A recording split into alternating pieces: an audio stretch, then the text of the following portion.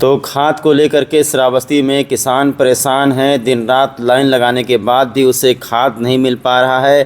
खेती सूखी जा रही है, बर्बाद होती जा रही है। ऐसे में श्रावस्ती में खाद को लेकर के एक बड़ा फर्जीवाड़े का उजागर हुआ है।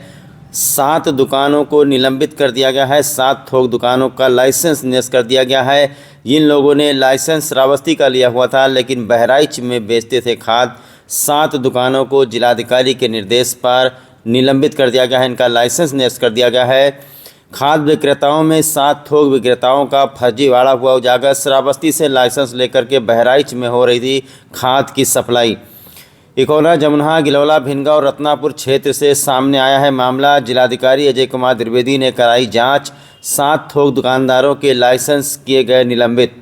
श्रावस्ती में दिखाया गोदाम, खाद का वितरण होना पाया गया। बहराइच में खाली मिला सभी गोदाम, सिर्फ कागजों में हो रहा था खाद का कारोबार। इकौना के अनराज खाद भंडार व गिलौला के बाबूलाल अंबर का लाइसेंस निलंबित कर दिया गया है। जमुना में सूरजमल मोहनलाल ट्रेडर्स और भिनगा में श्री कृष्ण मोहनलाल का लाइसेंस निरस्त कर दिया गया है। रत्नापुर में मेमर्स मोहनलाल व चौराहा स्थित का दुकान भी लाइसेंस निलंबित हुआ है। जिलाधिकारी बोले, खुद खाद के वितरण में अनियमितता बर्दाश्त नहीं की जाएगी।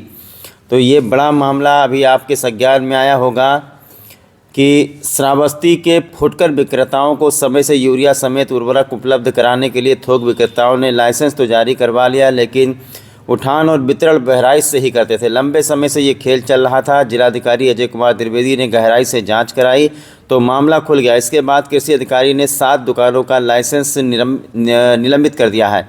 मेमर्स अग्रवाल फर्टिलाइजर ने थोक उर्वरक विक्रेता का लाइसेंस प्राप्त करने के लिए जमुना के बीरगंज बाजार में अपनी गोदाम की चौहद्दी अंकित की थी। सत्यापन में ये गोदाम स्थित नहीं मिला। उर्वरक की बिक्री व बिलिंग बहराइच से होना पाया गया है। इसी प्रकार मेमर्स निरंकारी फर्टिलाइजर्स ने लाइसेंस में गिलौला के चतिया मुराद में गोदाम होना दर्शाया। जांच में इस चौहद्दी पर गोदाम नहीं मिला। उर्वरक की बिक्री बहराइच से होने की पुष्टि हुई। मेमर्स सूरजमल मोहनलाल ने गिलौला क्षेत्र के सोनवा में गोदाम की चौहद्दी दिखाकर लाइसेंस प्राप्त किया था। इनकी ओर से बहराइच में ही उर्वरक का वितरण करते हुए पाया गया। मेमर्स अंसारी खाद भंडार ने इकौना के बीरपुर चौराहे पर गोदाम दिखा करके लाइसेंस लिया। दुकान बहराइच से चल रहे थे।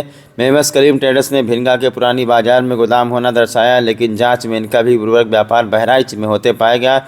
मेमर्स बाबूलाल अमूलतन ने गिलौला के रत्नापुर की चौहद्दी दिखा करके लाइसेंस प्राप्त की थी। मेमर्स मोहनलाल एंड सन्स ने भी रत्नापुर चौराहे पर गोदाम की चौहद्दी दिखा करके थोक उर्वरक विक्रेता का लाइसेंस लिया था। जब जांच हुई तो दोनों दुकानें बहराइच में चलती मिली। जिला कृषि अधिकारी ने 7 थोक उर्वरक विक्रेताओं का लाइसेंस निलंबित करते हुए स्पष्टीकरण तलब किया है। इस पर जिलाधिकारी श्रावस्ती क्या बोले हैं, देखिए किस तरीके से किसानों की खेती सूखी जा रही है। किसान खाद के लिए लाइन लगा करके खड़ा हुआ है। कहीं सहकारी समितियों पर ताला जड़ा हुआ है। जानकारी मिली है कि नासिरगंज के सहकारी समिति पर कल ताला जड़ा हुआ था। किसान वैसे ही लौट गए। खाद की किल्लत श्रावस्ती में है, लेकिन इसको लेकर के जिलाधिकारी श्रावस्ती एक्टिव मोड में आ गए हैं और वो लगातार कार्रवाई करने लगे हैं। 7 थोक विक्रेताओं की दुकानों का लाइसेंस श्रावस्ती में निलंबित कर दिया गया है। ये लाइसेंस तो श्रावस्ती का था, लेकिन खाद बहराइच में बेचते थे। 7 लोगों के ऊपर गाज गिरी है। इनके ऊपर मुकदमा भी दर्ज कराया जाएगा। इसमें खाद के जो थोक विक्रेता हैं उन सभी विक्रेताओं की जांच कराई गई थी और इस आशय से ये जांच हुई थी कि सभी नियमानुसार वो जो हमारे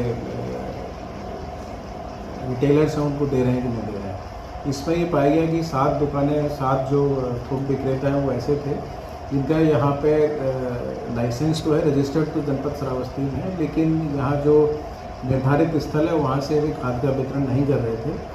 या तो सीधा रेड पॉइंट से या किसी अन्य जनपद से वो कर रहे थे, जिसके चलते ये कार्रवाई की गई। अब किसी अधिकारी की भी संलिप्तता सामने आई है, क्योंकि पहले से ये काम कर रहे थे और यहाँ उनका वो नहीं था गोडाउन। इस प्रकार का कोई विषय नहीं आया है, बल्कि जो विभाग है, विभाग की तरफ से ही ये जांच की गई थी, जिसमें इस प्रकार के तथ्य प्रकाश में आए हैं। इसमें कई जगह से इस प्रकार की शिकायतें प्राप्त हुई थी कि जो थोक विक्रेता हैं उनके स्तर पर समस्या है। जो हमारे फुटकर दुकानदार हैं उन्होंने ये शिकायत की थी, उस आधार पर ये जांच की गई थी और उसका